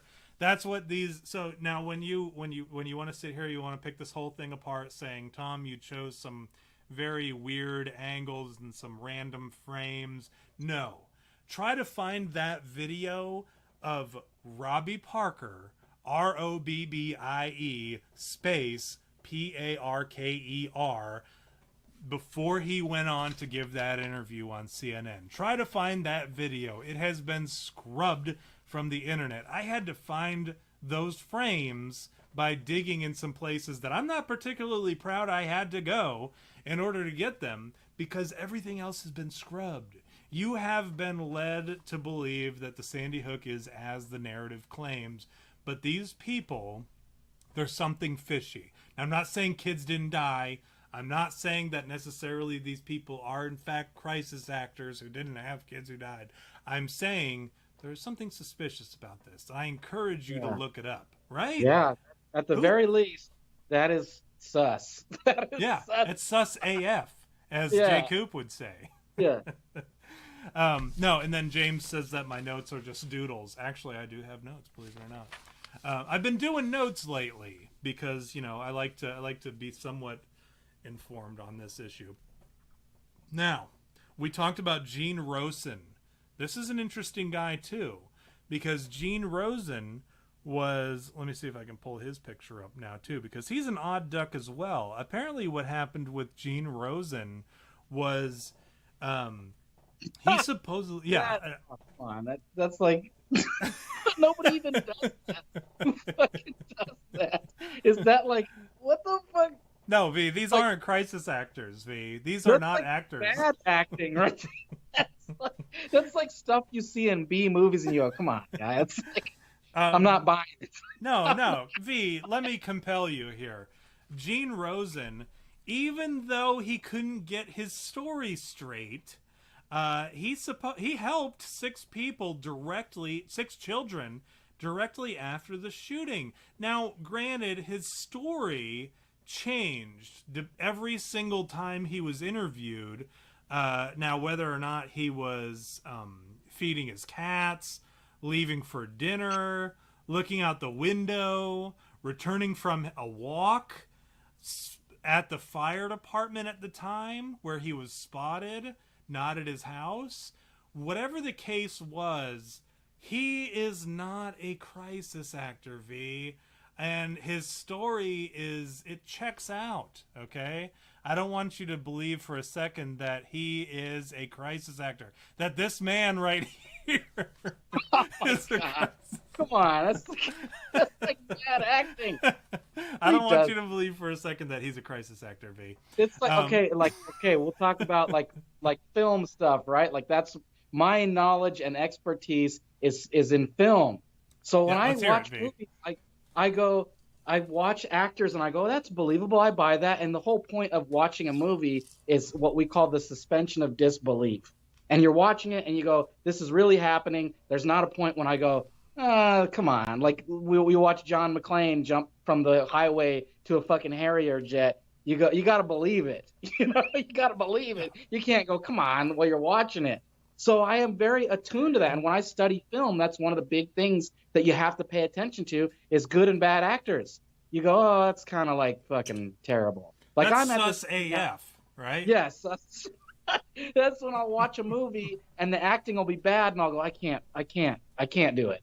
And I'll change it. But then there are some that you're like, wow, dude, like look at the expression in their eyes and like that guy, that nobody does that. And like, here's the thing is it's all about like natural, like Martin Scorsese, when he directs, he lets people kind of improvise. He goes, here's the lines, but if you feel something's more natural than that, go with that. And so when you see stuff that looks unnatural, you don't buy it. You're like, this right here is like not natural. Nobody does that. Oh my God. That's so unnatural, Oh, V. Believe me. Believe me, I was feeding my cat, V. Or I was at the fire department.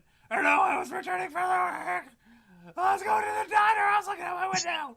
Oh my God. The Uncle Dan impression. Hey, I was at the diner. Oh, feed my cat. Yeah, I don't buy it, dude. I do not buy it. If that's his sad face, I don't buy it at all. Yeah, so for me, I have never cried out. Like, I've never cried out like Gene Rosen, like, oh no, Lord, the horror. Why is this happening in my town? Why is, whatever, why are all these kids being slaughtered? Like, he knows what's going on before it is released in the news because he was there at the meetings. But, I've never cried out in such a way. And I can't even fathom a time that I might cry out in that way, even if it was my own family. Okay? Yeah, that's what I'm saying. Like we're, and like in their defense, like maybe we're just like emotionally stunted. Yeah. Like maybe we react to things like if somebody shot my first grade kid, I wouldn't be like, oh, the horror. I'd be like angry. I'd be angry as fuck. Like I wouldn't be like sad right off the bat, like I'd cope later, on my own time. I'd go mourn. But like right off the bat, dude, I'd be full of rage. Yeah. You would think that would be the first thing, like anger, right? That's the natural response. Well, it's in me. Depression, anger, bargaining, denial, or maybe it's denial. I always confuse the two, denial and it's depression, masturbation. Oh yeah, anger, masturbation, and then again. Masturbation again. Yeah, and then bargaining, and finally you masturbate, and then you're good to go, right? And that's the 6 steps of acceptance of masturbation. But I've never, like, this dude, it wasn't even his kids. It was just, he was like, he didn't have kids in that school, but he was like crying out like, oh. You remember on Family Guy? This is my second time referencing Family Guy in this episode, but remember when Brian dies, spoiler alert, trigger warning, Brian dies on one episode, and then later on they bring this other dog in, and this other dog, he's Italian, and then they're like telling him bad news, and he's like, oh. Like, and you tell an Italian bad news, they always like Yeah. clutch at their heart and they're like, oh my gosh. That's what this dude's doing. He's like, oh my gosh, I can't believe this craziness is going on in my town. Just doors down from me. And, oh, kids, come inside and come to the fire department and feed my cat with me or whatever I'm doing because I can't keep a story straight. That's the whole situation that's going on with this Rosen guy. So I'm gonna tell you, since we're running out of time. Please. Bring it home. Like, give me the one like key detail that sells me on this. That says that you would say is like the most crucial thing that says, dude, this is some fake shit. Because right now, like, I see a couple things like, okay, it's still like I'm still on the fence. Like I'm still going, well, like obviously my first logic is, well, I wasn't there, so I don't know if it happened or not. That's always my first logic. But based on the information you're telling me, and I trust you, so I assume that, but I'm taking that out. I'm taking all that out, and I'm just going, well, is it real or not based on this information? What makes it more sus than anything? So what makes it sus AF? All right, so I'm going to do two things, V, with the 15 minutes that we have left, or 10 because we got to chill or whatever. Right. So I want to know. Actually, I'm just going to spill my guts here with this last thing that I think is pretty suspicious, that I think is sus AF, and then I'm going to ask you. So I want you to think about this while I'm talking. What is it that you're still at this point like, well, maybe if I knew more about such and such, maybe I'd be more compelled to believe that it's a conspiracy or whatever. I want you to think about that while we talk. Okay. So there are photographs of the school. Now, this is something that I find interesting, and I haven't have photographic evidence of it. There are photographs of the school taken around the time of the shooting showing that the school is in a state of disrepair, okay? That it's not ADA, so Americans with Disabilities Act, compliant, and that mold is growing on the sides of the walls. Now, this points to the fact that Sandy Hook was not an operational school for years. That being said, according to the Internet Archive, so like the Wayback Machine, you can look and you can see shit that like before they changed it or whatever. Mr. Peabody and Sherman, right? Yeah, that same thing. The Internet Archive, the Obscure website. reference for the win. Okay, but you know what I'm talking about too. In addition to that, other than the movie, right? The Internet Archive, they actually archive the internet so that you can go and you can say on this date, as long as somebody took an imprint of it that day, you can see what that website looked like on that day throughout history, right? Right. The website of the school had not been active from 2008 until 2012. So for 4 years, there wasn't a single change to the website. Nothing had happened on the website for the school at all. The school was reportedly in disarray, like I said, with the mold. When it was destroyed, when it was demolished after the shooting, they also noted in the paperwork for the reason for destruction, they noted that it was an emotional issue, that they needed to destroy it in order to rebuild, to get rid of some of the negative emotions attached to the school. In addition to that, they said asbestos and black mold. Okay? So there was more reasons beyond. So would you allow your kid to go to a school that had asbestos and black mold? I wouldn't. That would be an issue that I would have. Also, the photographs of the school on the day of the shooting, because people went and took pictures of the school, right, where it was being, or, when the news took pictures, there were no Christmas decorations on the school's exterior, which is a clear departure from American custom of placing Christmas decorations after Thanksgiving and before Christmas. Now, granted, you could probably dismiss that. You could be like, well, okay, maybe they don't put up Christmas decorations and shit. But how many times, and I know you probably don't necessarily care about this because like you don't have kids and you don't go to schools as often as I do. But as a parent, going to schools, regardless of the area you're in and regardless of whatever the majority religious practice is in that area, you're going to see Christmas or Thanksgiving decorations around fall and winter. Regardless, right? Even, and I can't speak necessarily for Muslim majority areas or Jewish majority areas, but still, you might see some dreidel stuff. You might see some other stuff. You're going to see some holiday stuff. There was nothing. All right, it was empty. Now let me show you some pictures of Sandy Hook at the time. Look at these boarded up windows. All right. You can see here this banister. There's no guard on it for kids who are wandering up it. You can see that there's a missing pole here on the top part where kids could slide out. This is clearly not a school that is up to code, okay? And I know you know this as well as I do. Elementary schools are a little bit more stringent. They're more like serious about these sort of things because you have to meet certain codes. And it's monitored by federal, state, and local ordinances, right? You can look here too. Here's some exterior photos, lots of exterior mold, evidence of flooding. Like, this is not a school that is operational. This is where kids would be out playing Foursquare and shit, right? So people have to come out here and clean this shit up. This was the state of the school at the time of the reported shooting. Now, let me say this before you come out and tell me what you would disagree with. Do I think, now I'm going to give it my Bigfoot's rating, right? Okay, all right. I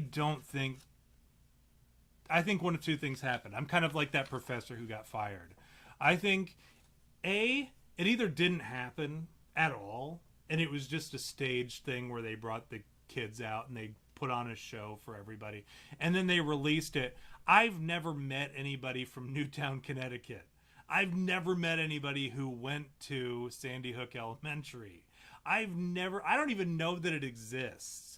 Frankly, if my university that I went to school for my bachelor's degree wasn't in Connecticut, I would doubt that Connecticut even existed because I don't know anybody from there. So I can't sit here and I can't say, well, no, I know somebody who came from Newtown, Connecticut. I don't know anybody who knows anybody from Newtown, Connecticut. So all this stuff, we didn't even know that Newtown, Connecticut existed until Sandy Hook. So whether it existed, I think a town like Newtown, Connecticut could pull off a grift like that. And the town right now, if you go there and try to investigate it, they'll shoo you out of town. There's a police department that is in charge of that town. They will shoo you out of town if you go around asking questions about it. Do I think a town like that could pull off a grift like that? Yeah, I do. I think that they could. Do I think that kids got shot and killed? I don't know. I wouldn't be surprised either way. I think that either they didn't and the town is pulling a grift, or I think that they did and I think the government was responsible for it in order to push gun control legislation. And I think they used it as a way to, we saw it rapid fire throughout the Obama administration and early into the Trump administration when they thought they could still get away with it. We saw those school shootings and we saw it stop when they realized that they weren't going to get anything out of it. We saw there hasn't been school shootings until Biden took over. We see that these things only happen when they think they can pull off some kind of gun legislation. So do I think it happened? Maybe, maybe not. Doesn't really matter whether kids died or not, because the purpose was to enact gun control legislation. And whether kids died or not, I don't know. Do I think, I watched some of the videos, some of the documentaries of people talking about their kids who died at Sandy Hook, and I don't believe them. I watched them trying to appreciate what they went through. I watched the sad ones that were designed to convince me that Sandy Hook happened, and I'm not convinced. The kids that they had portrayed in the video to talk to the interviewer, I wasn't sold. The kids didn't sell it. They looked coached. They acted coached. The parents who talked about it, they also seemed coached. They didn't seem genuine. So all the stuff that I saw that was meant to convince me that Sandy Hook happened the way that it was reported to happen did not convince me. And anyways, but that's my opinion. I don't know. What do you think, V? What's the thing that's holding the line? Well, motive was the first thing that I thought, well, why would this thing even need to happen? And so, gun control stuff, that makes sense. I buy that. But there's a lot of factors into this, people keeping their mouths shut, that's going to require payoffs, right? You got to pay people off to keep your mouth shut. If this didn't happen, then I'm going to give you money, and then you have non-disclosure agreements, right? Yeah. Non-disclosures. and then you have them all sign it. Like, you never happened, and you got to pay. We'll give you all this money. You just keep your mouth shut, which is possible, right? Like, that's a possibility. That's all it takes is the three-letter agency coming in there, getting all these folks together and going, look, we're going to do this thing. It's, Wag the Dog, right? With starring Robert De Niro and Dustin Hoffman, where they make this movie essentially that, they feed to the media and then they feed to us. And they go, this is really happening. And the guy's going, oh my God, right? And we're going, this is totally real. This is happening. There's school shootings. But already, I was with school shootings, even since Columbine, I go, it's kind of sus, right? Like, there's some things that you go, we know gun laws, right? We know them. And first of all, as somebody who's in the process of trying to get a gun right now, I was looking at all the things that I have to do. You have to have a safe. You have to have a secure place. Keeping them away from youngerns is an easy thing to do. Yeah. You know what I mean? Unless you're just a total piece of shit and you're just handing your kids guns, I don't imagine anybody is doing that. I don't know. And that's just me. Maybe there are parents out there that are like, here's an AR, go have fun. I mean, maybe there are parents out there like that. I mean, maybe, right? But my logic says no. They're keeping their guns locked up, like they're supposed to, or at least away from their kids, right? I don't know. Yeah, the safe, right?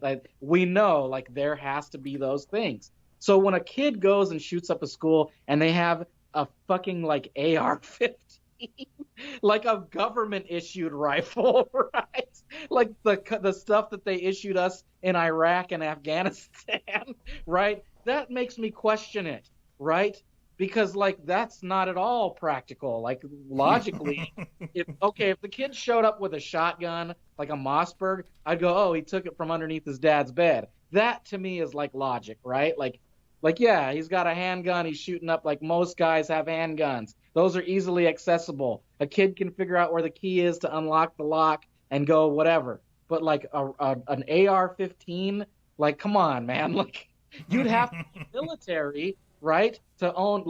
You'd have to be military to want to own one of those things, or ex-military. And if you are military or ex-military, you're teaching your kids not to do this and not to do that, and you're keeping it locked up because you had an arms room when you were in the Army, right? So my logic tells me that if a kid is shooting up a school with a weapon that is more likely issued by the government, that to me is 1 and 1 equals 2, right? So I'm okay, obviously I can't say whether it happened or not because I wasn't there. I didn't witness the event, but based on the information that you've given me, it sounds sus as fuck. All of it sounds sus as fuck. You've got people that are clearly crisis actors, not even good ones, right? A building that was condemned and then demolished after the incident, that says a lot right there. That says, what the fuck, dude? This school we don't need a school in this district anymore. Obviously these kids can go fucking anywhere else, so school's not important. Forget all the kids that wanted to go to school because we're just going to demolish that school, right?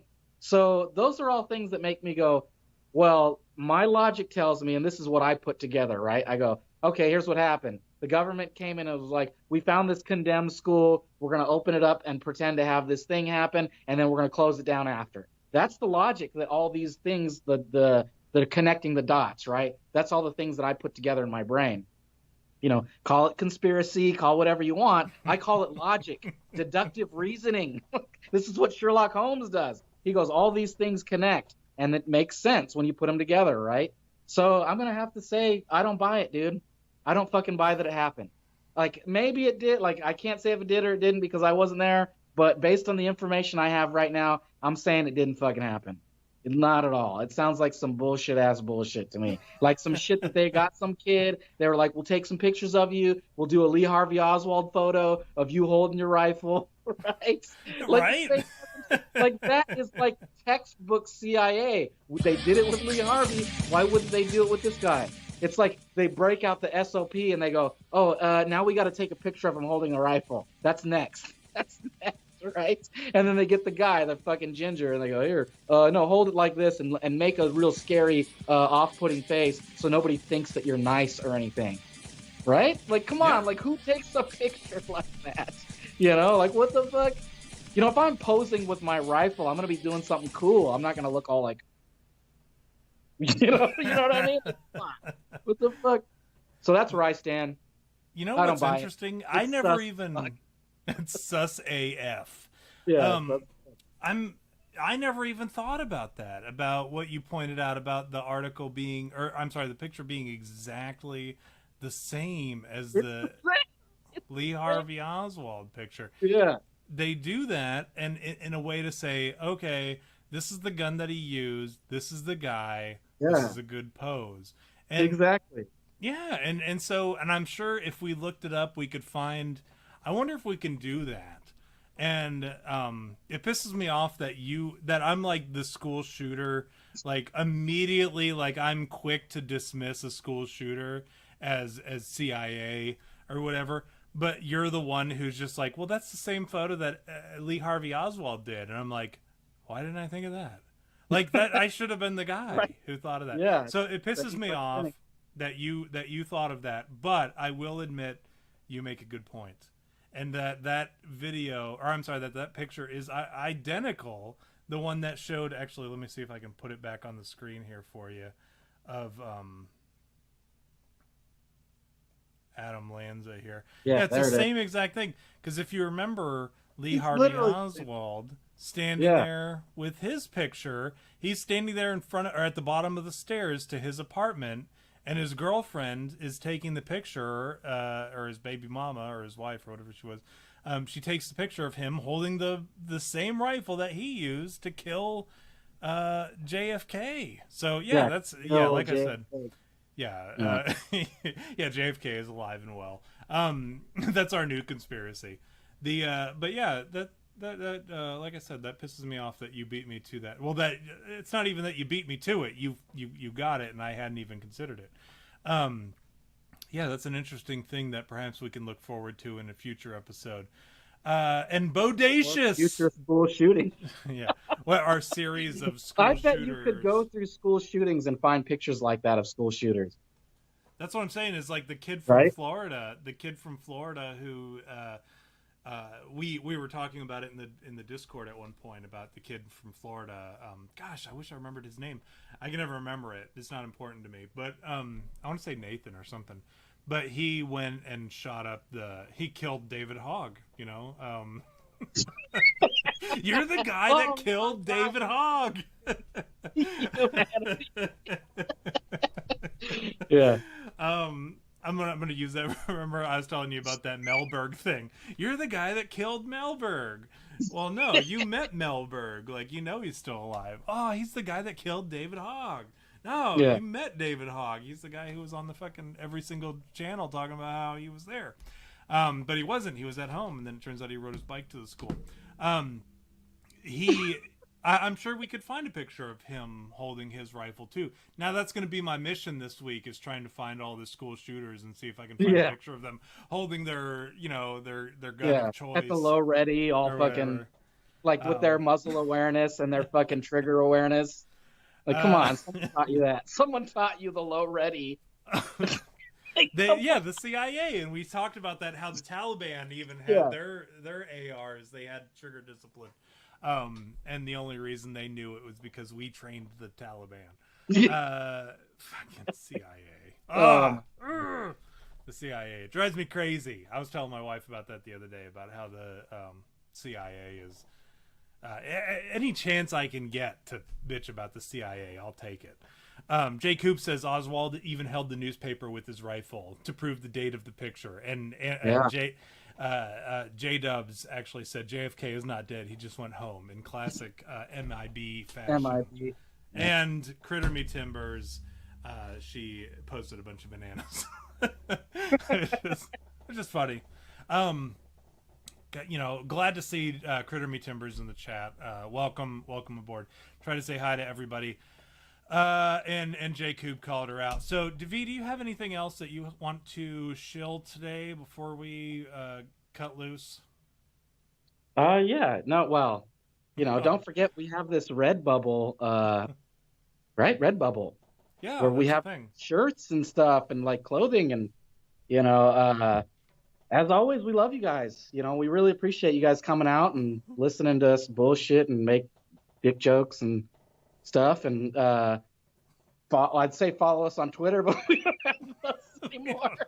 Even it's funny, even my Twitter handle is on here that I don't even have. I deleted my Twitter, but I do have LinkedIn. So if you're interested in art, a job drawing, send me a message on there, or get in the Discord and chat with us. That's the best thing to do. Just get in there and hang out and check out the memes and, you know, at us or whatever. If you want to talk, we're here. Yeah, I think that's it. What do you got? Yeah, I don't really have anything. You know, it never dawned on me as many times as I've changed the background picture or whatever, since we deleted our Twitters. Yeah. That I should have taken off the Twitter, but I have not. The Instagram is still there. I do update it every day. I try to put 2 new episodes on there. I'm trying to get caught up to where every single episode will be on there. Plus, I put James Pregler's picture. He shared a picture on the Discord today, which I thought was the coolest thing. I love I don't like to call people who watch the show fans, because I think that sounds pretentious. Yeah, it makes us sound like we don't consider the people who watch the show friends, which we do. Yeah, you're right. So I call them friends of the show, and I love friend-made art. And James Pregler shared a picture that he did, some pixel art of You Had Me podcast, which our show is called You Had Me at Bigfoot, but people always call us You Had Me at Podcast, which is funny to me. Whatever. I shared it on the Instagram. That's the sort of shit that I share on Instagram. I don't really, you know, I don't share anything creative or new, just to keep you up to date on, you know, the episode thumbnails and the description and all that shit, so that you guys can keep up and read the funny descriptions and read the funny titles that we come up with. But yeah, Redbubble, the Instagram, but the Discord is the most important thing. We sit there, and all throughout the week we're always talking shit on the Discord, and that's where we release all of our, so that's essentially 100% of our social media presence. So happy to have you on there. It's always in the description once I update it, usually by Thursday evening. It's updated. If you pop on there and you look, the Discord link will be there. The invite is eternal. You can always come and join us. We'd love to have you. Until next week, do your own research on the Sandy Hook. We will see you next week. I'm Joe Biden, and I approve this message.